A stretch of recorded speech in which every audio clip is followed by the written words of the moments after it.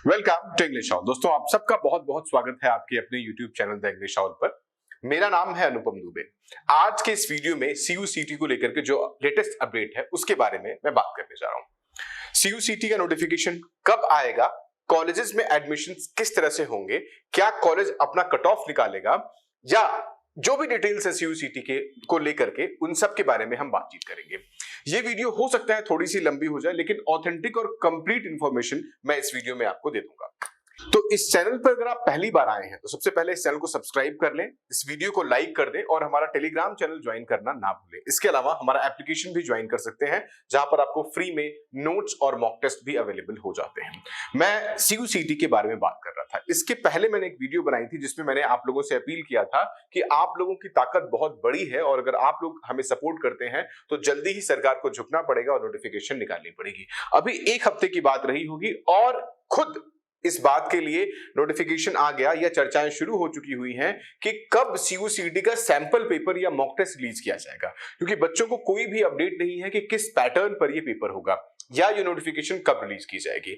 इसके पहले एक अपडेट आया था कि फरवरी के मिड में इसका नोटिफिकेशन आ जाएगा, लेकिन अभी रिसेंट अपडेट की अगर माने तो ये ऐसा माना जा रहा है कि मार्च के एंड तक ये अपडेट आ जाएगा। लेकिन मैं ये जानना चाह रहा हूं कि आप लोगों को क्या लगता है कि क्यों ये डिले हो रहा है और क्या हम इसमें कुछ कर सकते हैं। अगर आपको लगता है कि हम सब मिलकर इसमें कुछ कर सकते हैं तो क्यों ना ट्विटर पर हम एक कैंपेन लॉन्च करें जहां पर रिलीज CUCT नोटिफिकेशन 2022 को लेकर के हम एक ट्रेंडिंग टॉपिक चलाते हैं। अगर आपको ऐसा लगता है तो आप मेरे इस जो ट्विटर हैंडल है उसको मुझे फॉलो कर सकते हैं और वहां पर एक गिवन टाइम और गिवन डेट को हम इस बारे में एक प्रोटेस्ट, ऑनलाइन प्रोटेस्ट लॉन्च कर सकते हैं, क्योंकि आपको अपनी पढ़ाई भी इंपॉर्टेंट है। तो ऑनलाइन जो भी कुछ मैं आपके लिए कर सकता हूं मैं करने को तैयार हूं। आप मुझे ट्विटर पर फॉलो कर सकते हैं या इस गिवन नंबर पर अगर आपको लगता है तो हम ये काम कर सकते हैं। इसके बारे में एक लेटर भी मैं लिख रहा हूं, वो भी मैं आपके साथ शेयर करूंगा सब्सिक्वेंटली।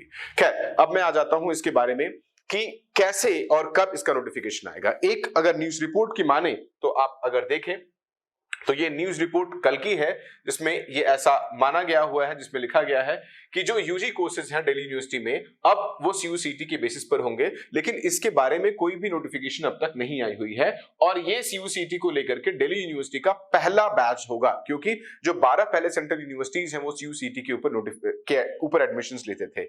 लेकिन क्या एडमिशन प्रीवियस पैटर्न पर ही होगा या नए पैटर्न पर होगा? मैं शुरू से, आई एम द वन जो कि शुरू से ये कहता आया है कि CUCT के सब्जेक्ट के ऊपर क्वेश्चंस पूछे जाएंगे, उसमें एक एप्टीट्यूड पार्ट होगा और डिसिप्लिन स्पेसिफिक भी पूछा जाएगा, यानी आपके 12th के सब्जेक्ट से भी पूछा जाएगा। लेकिन फिर भी अगर आपको कोई क्वेश्चन है तो कमेंट बॉक्स में जाकर के आप पूछ सकते हैं।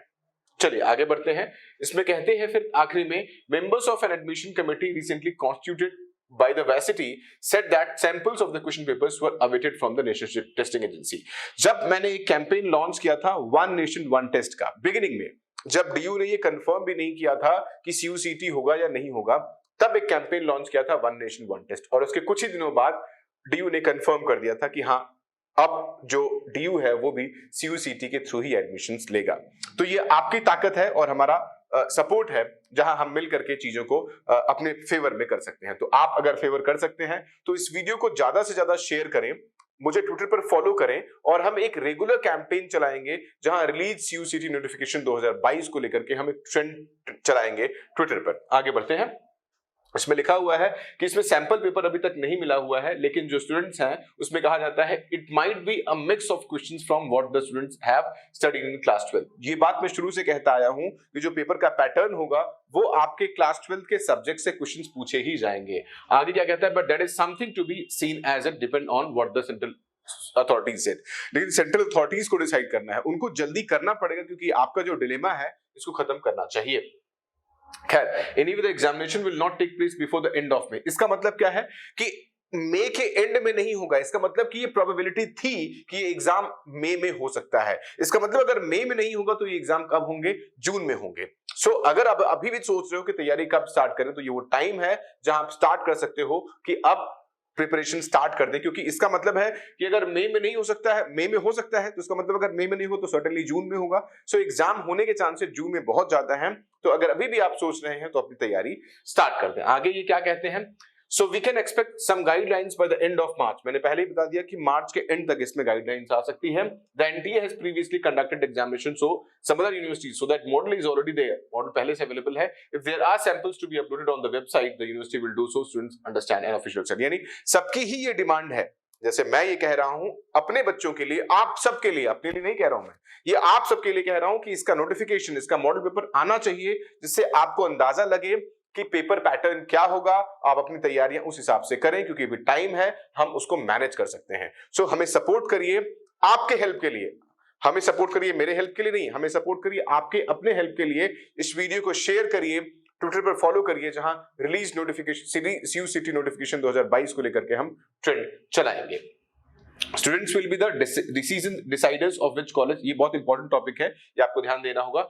Students will be the deciders of which college they want to apply to. They will have to option to put in their preferences.